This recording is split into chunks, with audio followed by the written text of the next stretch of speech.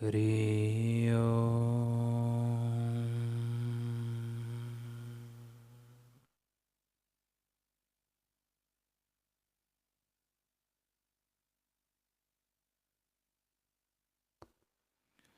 हरि ओम।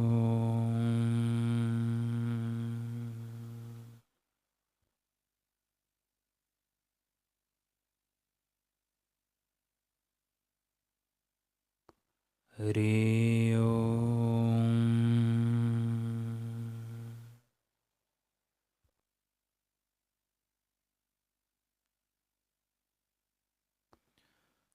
ओम श्री सद्गुरु परमात्मने नमः। श्री योग वशिष्ठ महारामायण। मुनीश्वर बोले, ही बधिक,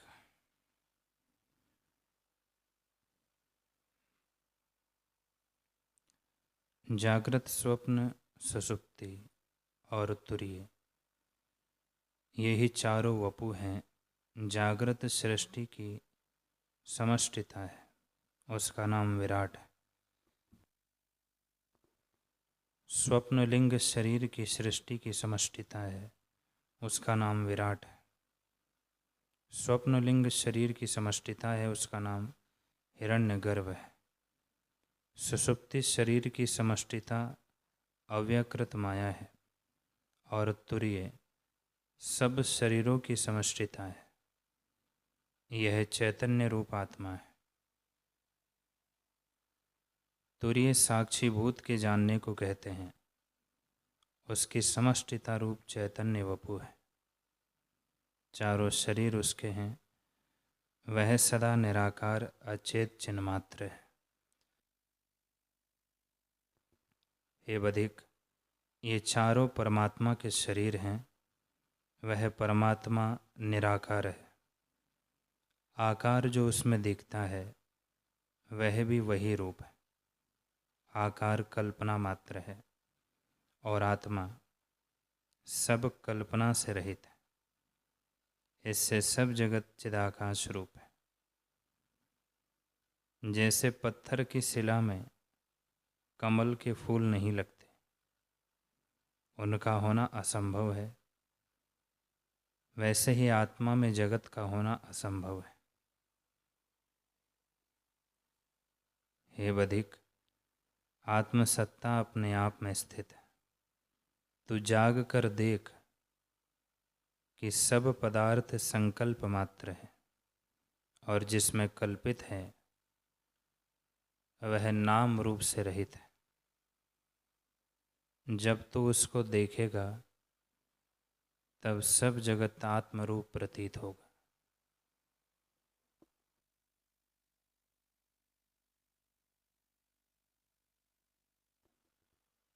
बधिक बोला, है मुनीश्वर, उस पुरुष के हृदय में जो सृष्टि देखी थी, उसमें तुम किस प्रकार विचरते थे और क्या देखा था, सो कहो। मुनीश्वर बोले, हे बधिक, जब मैंने उसके हृदय में नाना प्रकार का जगत देखा,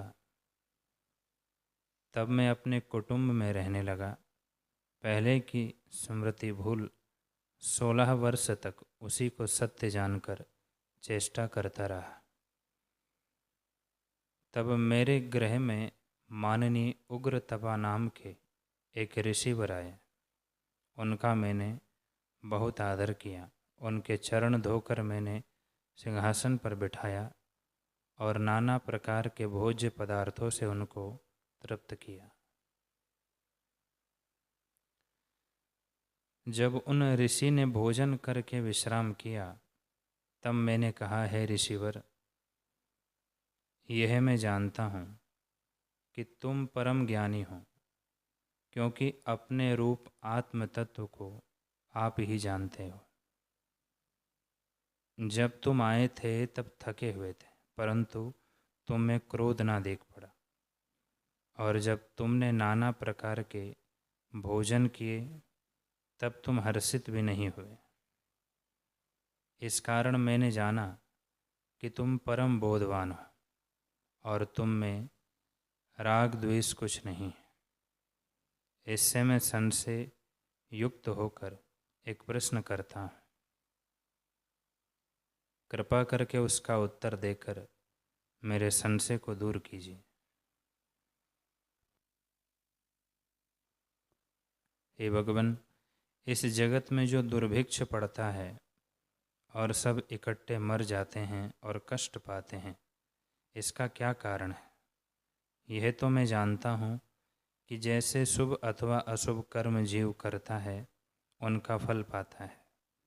जैसे धान को बोता है तो समय पाकर फल भी अवश्य पाता है, वैसे ही कर्म का फल भी अवश्य प्राप्त होता है, और जिसने कर्म किया है वही फल भी भोगता है।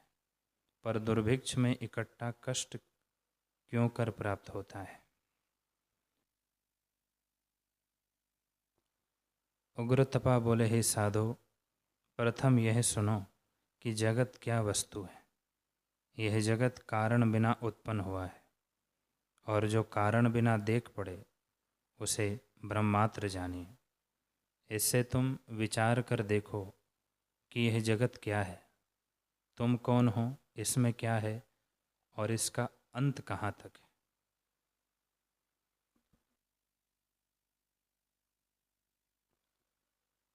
हे बधिक, यह जगत स्वप्न मात्र है और यह शरीर भी स्वप्न ही है। तू मेरा स्वप्न नर है, मैं तेरा स्वप्न नर हूँ, और सब जगत स्वप्न नर रूप है, और सब जगत स्वप्न रूप है। कारण कार्य कोई नहीं, सब आभास मात्र है। आभास में कुछ और वस्तु नहीं होती, इससे सब जगत आत्मस्वरूप है।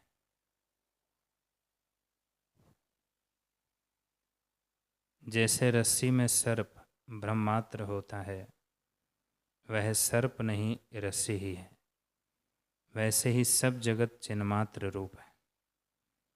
उसमें जगत कुछ बना नहीं, केवल आत्मसत्ता अपने आप में स्थित है, और उसमें अहम होकर इस प्रकार चेतनता संवेदन फुरता है।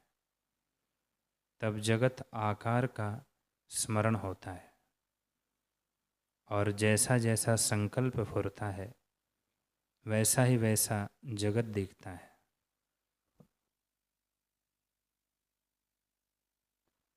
जैसे स्वप्न की सृष्टि और संकल्प नगर नाना प्रकार के दिखते हैं पर अनुभव से भिन्न नहीं, वैसे ही यह जगत दिखता है।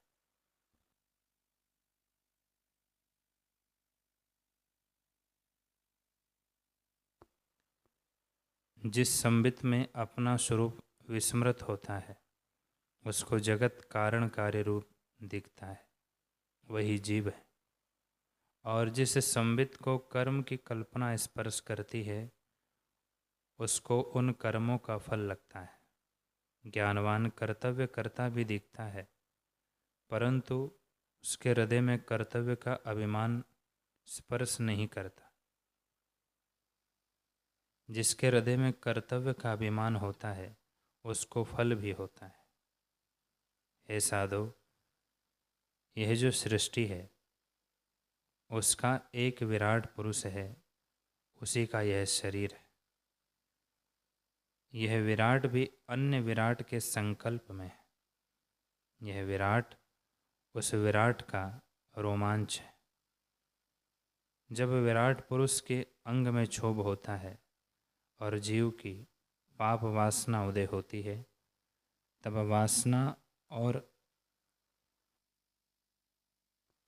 वासना और अंग का क्षोभ इकट्ठा होने से उस स्थान में उपद्रव और कष्ट होता है।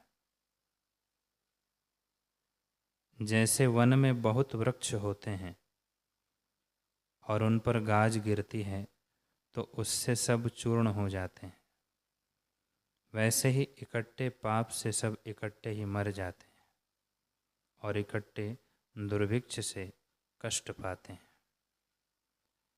जैसे किसी पुरुष के अंग पर मक्खी काटे तो उससे वह अंग कांपता है और उस अंग के कांपने से रोम भी कांपने लग जाते हैं। और जो सर्पादिक जीव कहीं डसते हैं तो सारा शरीर दुखता है और सब रोम कष्ट पाते हैं। वैसे ही ये जगत विराट पुरुष का शरीर है। जब किसी नगर में पाप उदय होता है तब एक रोम रूपी नगर जीव कष्ट पाते हैं, और जो सारे अंग रूपी देश में पाप उदय होता है तो सर्प के काटने के समान विराट का सारे शरीर में क्षोभ होता है और उसके शरीर पर रोम रूपी सब जीव कष्ट पाते हैं। आत्मसत्ता केवल अनुभव रूप है, उसके प्रमाद से यह आपदा दृष्टि होती है। यह जगत कारण से उपजा होता तो सत्य होता, कारण से तो उपजा नहीं, सत्य कैसे हो। इस जगत में सत्य प्रतीति करना ही अज्ञान है। हे साधु, इस आकाश का कारण कोई नहीं, पृथ्वी का कारण कोई नहीं और अविद्या का कारण भी कोई नहीं। स्वयंभू अकारण है, स्वयंभू उसका नाम है। जो अपने आप से प्रकट है तो उसका कारण कौन हो। अग्नि जल वायु का कारण भी कहीं नहीं। जो तुम कहो कि सबका कारण आत्मा है तो आत्मा को निमित्त कारण कहोगे या समवाय कारण कहोगे। यदि प्रथम पक्ष निमित्त कारण कहिए तो नहीं बनता, क्योंकि आत्मा अद्वैत है, दूसरी वस्तु कोई नहीं। तब निमित्त कारण कैसे हो। यदि समवाय कारण कहिए तो भी नहीं बनता, क्योंकि समवाय कारण आप परिणाम कार्य, समवाय कारण आप परिणाम करके कार्य होता है, पर आत्मा अच्युत है और अपने स्वरूप को नहीं त्यागता। वह समवाय कारण कैसे हो। इससे यदि आत्मा में कारण कार्य भाव नहीं तो फिर जगत किसका कार्य हो। हे अंग, जो कारण से रहित देख पड़े उसको जानिए कि ब्रह्मात्र भासित होता है। और जो तू कहे कि कारण बिना पिंडाकार नहीं होते, कहीं कारण भी होगा तो हे अंग, जैसे मनुष्य देह को त्यागता है और परलोक जाकर देखता है तो कर्म के अनुसार सुख दुख भोगता है, पर उस शरीर का कारण किसे कहिए। वह तो कारण से नहीं उपजा, ब्रह्मात्र है। वैसे यह भी ब्रह्मात्र जानो।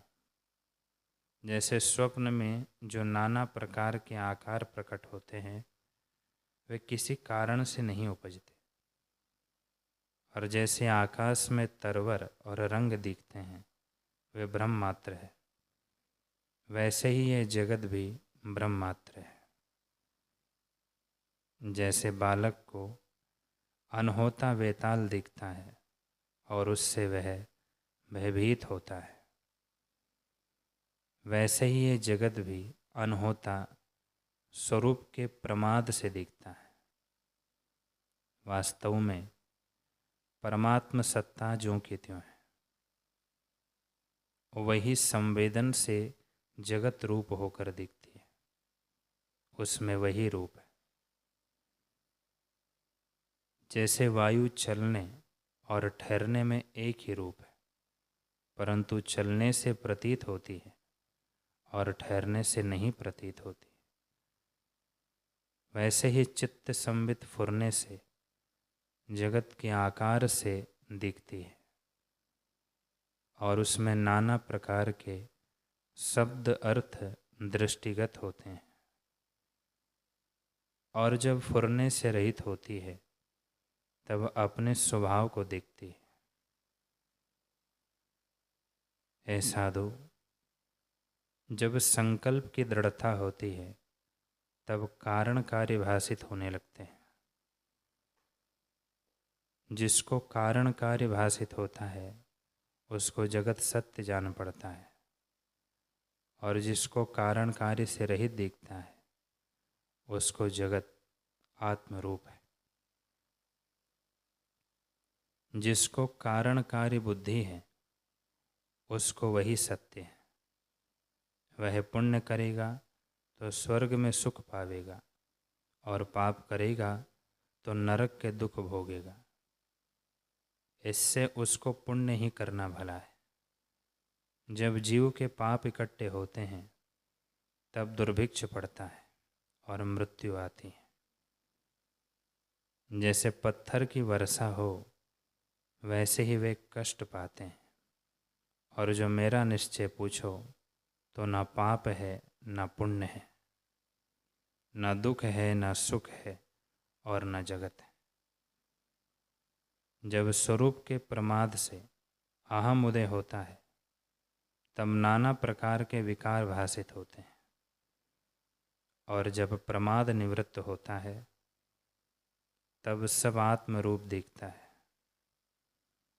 इससे तुम सब कल्पना त्याग कर अपने स्वरूप में स्थित हो, तब सब संशय मिट जाएंगे।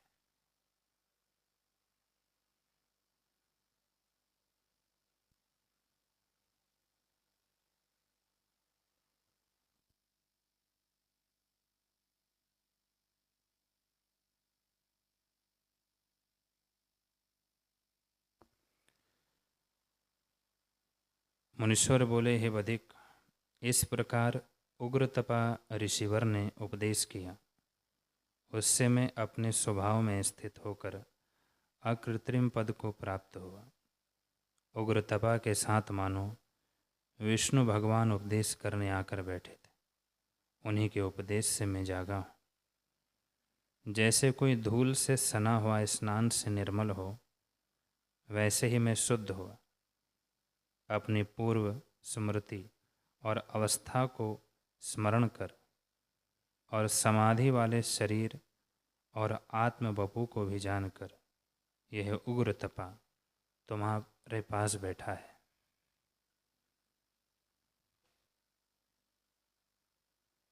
अग्नि बोले, हे राजन, जब इस प्रकार मुनीश्वर ने कहा तब बधिक को विस्मय हुआ।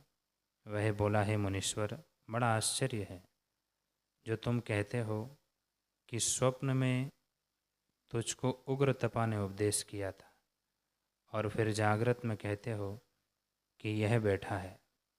ये तुम्हारी बात कैसे मानी? जैसे बालक अपनी परछाई में वैताल की कल्पना करे और कहे कि यह प्रत्यक्ष बैठा है, तो जैसे वह स्पष्ट नहीं दिखता, वैसे ही यह तुम्हारा कहना स्पष्ट समझ में नहीं आता। यह अपूर्व बात सुनकर मुझे संशय हुआ है, उसे तुम दूर करो। मुनीश्वर बोले, हे बधिक, यह बात अवश्य ही आश्चर्य उपजाने वाली है, परंतु जैसे यह वृतांत हुआ है वह संक्षेप से तुमसे कहता हूँ, सुनो। जब उग्र तपा ने मुझको उपदेश किया तब मैंने कहा, हे भगवान, तुम यहाँ विश्राम करो और जिस प्रकार मैं रहता हूँ वैसे ही तुम भी रहो। तब मैं वहाँ रहने लगा। उनका उपदेश पाकर मैंने विचारा कि यह जगत मिथ्या है, मेरा शरीर भी मिथ्या है, तो इसके सुख के लिए मैं क्यों यत्न करता हूँ। इंद्रियां तो ऐसी है जैसे सर्प होते हैं, इनको सेवने वाला संसार रूप बंधन से कभी मुक्त नहीं होता। मेरे जीने को धिक्कार है। जो इन इंद्रियों के सुख की कामना करते हैं वे मूर्ख हैं। वे मृग की नाई मरुस्थल में जलपान करने के लिए दौड़ते और थक जाते हैं, पर तृप्ति कभी ना होगी। मैं अविद्या के कारण सुख के निमित्त यत्न करता था, पर इनसे तृप्ति कभी नहीं होती। हे बधिक, ममता के रूप बांधव ही पैरों की जंजीर और अंधकूप में गिरने का कारण है। इनसे बंधा हुआ मैं इंद्रियों के विषय रूपी कूप में गिरा था। अब मैंने विचार किया है कि बंधन का कारण कुटुंब है, उसको मैं त्याग दूं। फिर विचार किया कि जब तक अविद्या को नष्ट ना करूं, इनके त्याग में भी सुख प्राप्त नहीं होगा। हे बधिक, ऐसे विचार कर मैं गुरु के पास गया। मन में विचारा कि जगत ब्रह्म मात्र है और गुरु भी स्वप्न मात्र है, इनसे क्या प्राप्त होगा। फिर विचारा कि नहीं, ये ज्ञानवान पुरुष है और इनको अहम ब्रह्म का निश्चय है। इससे ये ब्रह्म स्वरूप और कल्याण मूर्ति है, इनसे जाकर प्रश्न करूं। तब मैंने जाकर उनको प्रणाम किया और कहा, हे भगवान, उस अपने शरीर को देख आऊं और इसके शरीर को भी देखूं कि कहाँ है। इस जगत का विराट पुरुष है। हे बधिक, जब इस प्रकार मैंने कहा, तब ऋषि ने हंसकर मुझसे कहा कि हे ब्राह्मण, अब वह तेरा शरीर कहाँ है? वह शरीर तो दूर गया, अब उसे कहाँ देखेगा? यह तू आप ही जानेगा। तब मैंने हाथ जोड़कर ऋषि से कहा कि हे ऋषिवर, अब मैं जाता हूँ, मेरे लौट कर आने तक तुम यहीं बैठे रहना। हे बधिक, ऐसे कहकर मैं आदि भौतिक देह के अभिमान को त्याग कर अंतवाहक शरीर से उड़ा। आकाश मार्ग में उड़ता उड़ता थक गया, परंतु वह शरीर कहीं ना पाया। तब मैं फिर ऋषि के पास आया और कहा, हे पूर्वापर और भूत भविष्य के जानने वाले, वे दोनों शरीर कहाँ गए हैं? ना इस सृष्टि के विराट का शरीर दिखता है जिसके मार्ग से मैं आया था, और ना अपना ही शरीर दिखता है। हे संशय रूपी अंधकार के नाश करता सूर्य, आप इसका कारण बताइए।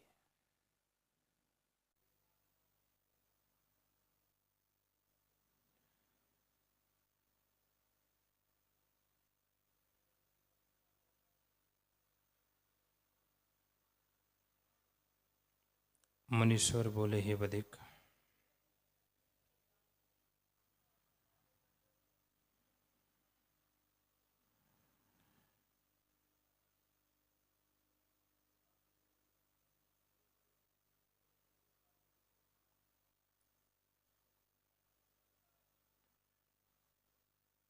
मैंने उग्र तपा से पूछा,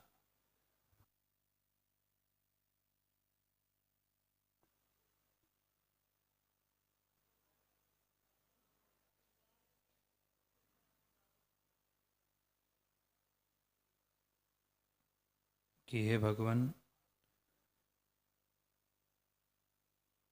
उस अपने शरीर को मैं देख आऊं और इसके शरीर को भी देखूं कि कहाँ है।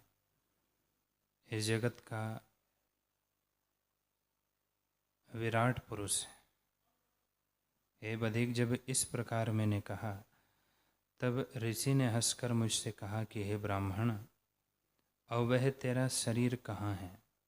वह शरीर तो दूर गया, अब उसे कहाँ देखेगा? यह तो आप ही जानेगा।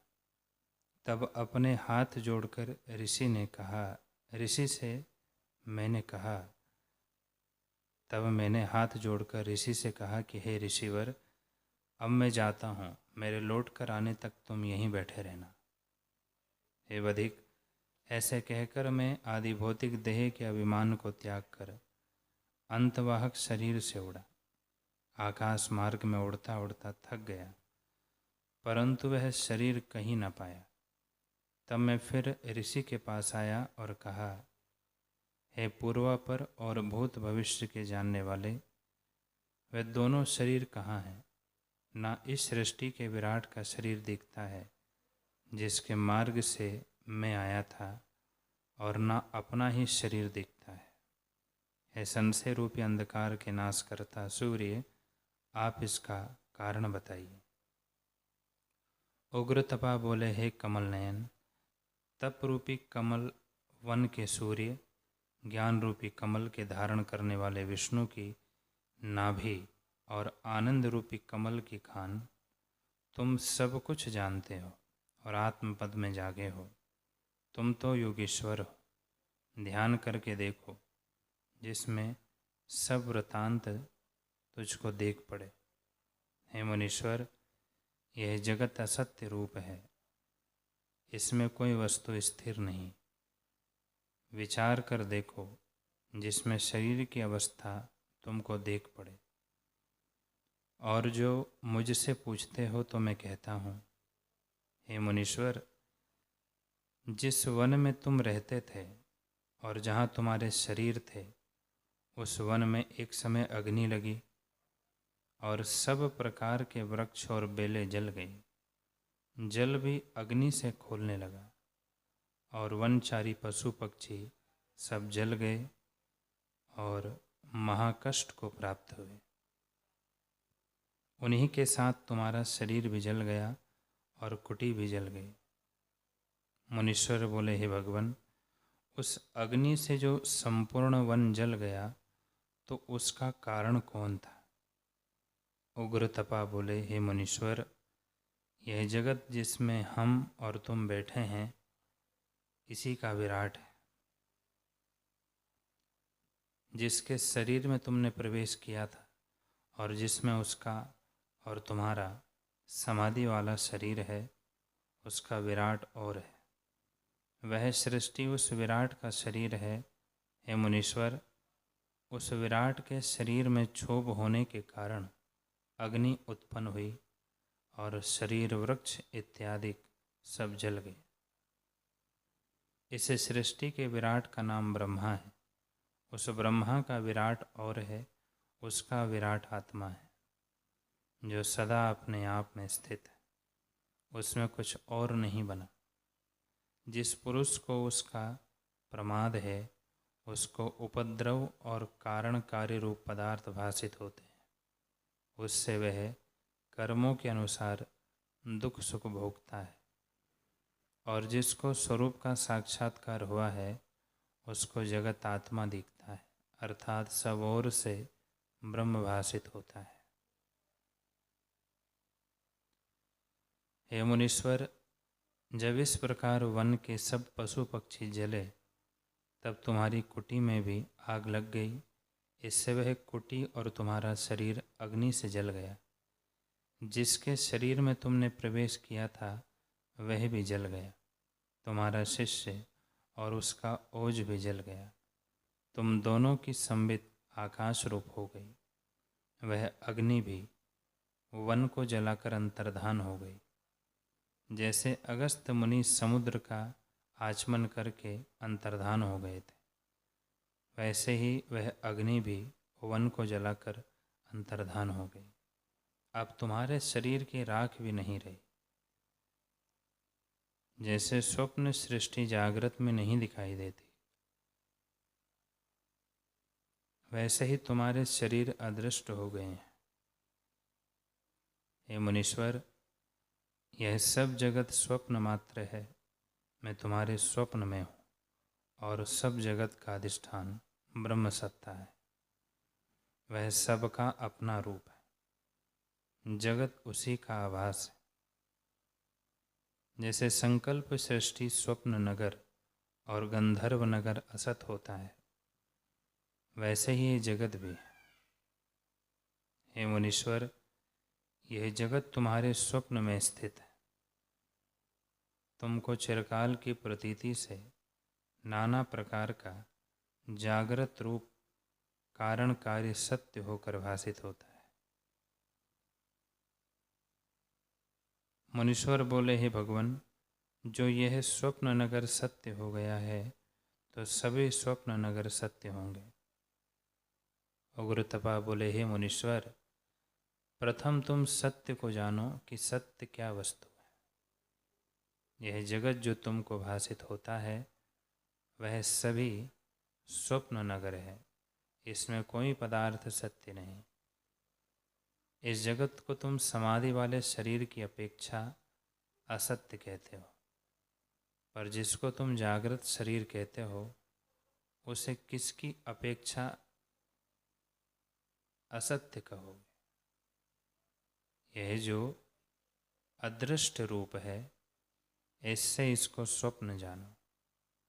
जिस सत्ता में यह समाधि वाला शरीर भी स्वप्न है, उस सत्ता को जानो, तब तुमको सत्य पद की प्राप्ति होगी।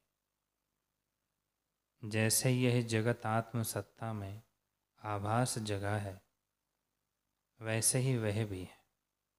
तुम जाग कर देखो तो इसमें और उसमें कुछ भेद नहीं है। सब जगत जो दिखता है, वह सब आत्मरूप रत्न का प्रकाश या चमत्कार है। जैसे सूर्य की किरणों में अन्न होता ही जल भासित होता है, वैसे ही सब जगत आत्मा में अन्न होता दिखता है और आत्मा के प्रमाद से सत्य प्रतीत होता है।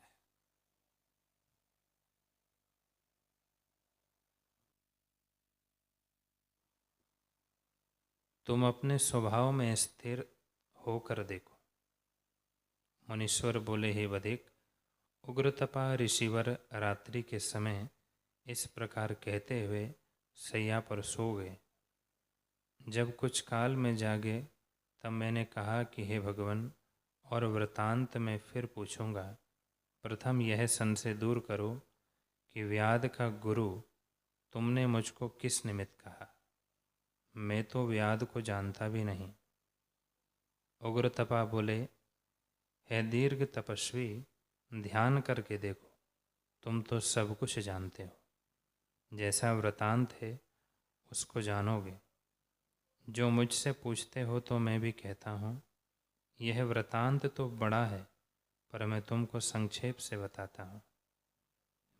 हे मुनीश्वर, तुम्हारे देश में राजा के बांधव और सब लोग अपना धर्म जब छोड़ देंगे, तब दुर्भिक्ष पड़ेगा और वर्षा ना होगी। इससे लोग दुख पावेंगे और मर मर जावेंगे। तुम्हारे कुटुंबी भी मरेंगे और कुटी भी नष्ट हो जाएगी। वृक्ष सब फल फूल से रहित होंगे।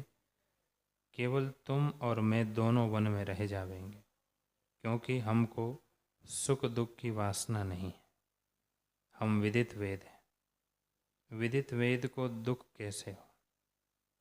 हे मुनीश्वर, कुछ समय तो इस प्रकार चेष्टा होगी, फिर कुटी के चौफेर फूल फल, तमाल वृक्ष, कल्पतरु, कमल, सरोवर आदि नाना प्रकार की सामग्री होगी। बड़ी सुगंध फैलेगी।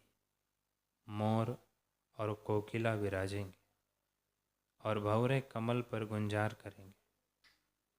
निदान ऐसा विलास प्रकट होगा मानो इंद्र का नंदनवन आकर लगा है। ऐसी बाहर फिर होगी। मुनीश्वर बोले, हे बधिक, उग्रतपा ऋषिवर ने मुझसे फिर कहा कि हे मुनीश्वर, इस प्रकार वह वन होगा, तब तुम और मैं एक समय तप करने को उठेंगे। वहाँ एक व्याध मृग के पीछे दौड़ता तुम्हारी कुटी के निकट आवेगा। उसको तुम सुंदर और पवित्र कथा उपदेश करोगे। उसमें स्वप्न का प्रसंग चलेगा। उस प्रसंग में वह स्वप्न और जागृत का वृतांत पूछेगा। उससे तुम स्वप्न का प्रसंग कहोगे और उस स्वप्न के प्रसंग में परमार्थ का उपदेश करोगे, क्योंकि संत का स्वभाव यही है। तुम मेरे समागम का उपदेश करोगे। तुम्हारे वचनों को सुनकर वह पुरुष विरक्त चित होकर तप करेगा। उससे उसका अंतःकरण निर्मल होगा और वह सत्य पद को प्राप्त होगा। हे मुनीश्वर, इस प्रकार होगा, यह मैंने तुमसे संक्षेप से कहा है। तुम भी ध्यान करके देखो। इसी कारण मैंने तुमको व्याध का गुरु कहा है। हे व्याध, इस प्रकार जब उग्र तपा ने मुझसे कहा तब मैं सुनकर विस्मित हुआ कि इन्होंने क्या कहा। बड़ा आश्चर्य है, ईश्वर की नीति जानी नहीं जाती कि क्या होना है। हे बधिक, इस प्रकार मेरी और उनकी चर्चा हुई। तब रात्रि व्यतीत हो गई और मैंने स्नान करके प्रीति बढ़ाने के निमित्त भली प्रकार उनकी सेवा की। तब वे वहाँ रहने लगे। फिर मैं विचार करने लगा कि यह जगत क्या है, इसका कारण कौन है और मैं क्या हूँ। तब मैंने विचार किया कि यह जगत अकारण है, किसी का बनाया नहीं है, यह स्वप्न मात्र है। आत्मरूपी चंद्रमा की जगत रूपी चांदनी है, उसी का यह चमत्कार है। वही आत्मसत्ता घट पट आदि आकार होकर भासित होती है। वास्तव में न कोई कर्म है, न क्रिया है, न कर्ता है, न मैं हूँ और न जगत है। जो तू कहे कि क्यों नहीं, सब अर्थ और ग्रहण त्याग तो सिद्ध होते हैं। तो ग्रहण और त्याग पिंड से होता है और पिंड तत्व से होता है। सो यह पिंड तो न किसी तत्व से बना है और न किसी माता पिता से है। यह तो स्वप्न में प्रकट हुआ है, तो इसका कारण किसे कहिए। और जो कहिए कि ब्रह्मात्र है, तो ब्रह्म का कारण कौन है और भ्रांति का दृष्टा कौन है। जिस शरीर से दिखता है उसका दृष्टा रूप मैं तो भस्म हो गया। इससे जगत और कुछ वस्तु नहीं, केवल आदि अंत से रहित आत्मसत्ता अपने आप में स्थित है। वही मेरा स्वरूप है। वहाँ यह जगत रूप होकर भासित होता है, पर केवल ब्रह्म सत्ता स्थिर है। पृथ्वी जल तेज वायु आकाश आदि सब पदार्थात्म रूप है। जैसे समुद्र तरंग रूप होकर दिखता है परंतु कुछ और नहीं होता, वैसे ही आत्मा नाना प्रकार का होकर भासित होता है पर कुछ और नहीं होता। ब्रह्म सत्ता ही निराभास है। आभास भी कुछ हुआ नहीं, केवल चैतन्य सत्ता ऐसे रूप होकर दिखती है। हे बधिक, इस प्रकार विचार कर मैं विगत ज्वर होकर मुनीश्वर के वचनों से पर्वत की नाई अपने स्वभाव में अटल स्थित हुआ। जो कुछ इष्ट अनिष्ट प्राप्त होता है उसमें सम रहता था। अभिलाषा से रहित सब अपनी चेष्टाएं करता था, अपने स्वभाव में स्थित रहता था। हे बधिक, सुख भोगने के लिए न मुझको जीने की इच्छा है और न मरने की इच्छा है। न जीने में हर्ष है और न मरने में शोक है।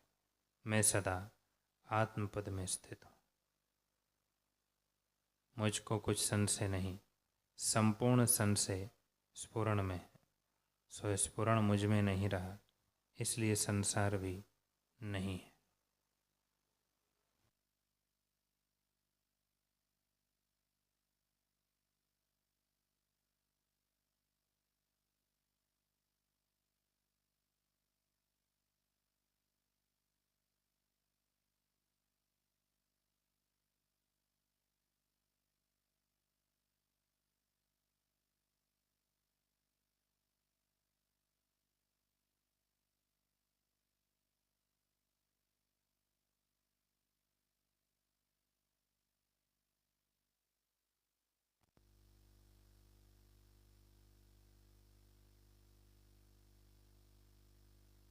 हरि ओम।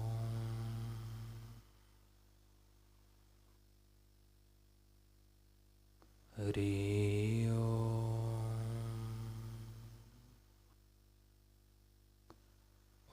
सहना भवतु सहनो भुनक्तु सह वीर्यं करवावहै तेजस्विनावधीतमस्तु मा विद्विषावहै।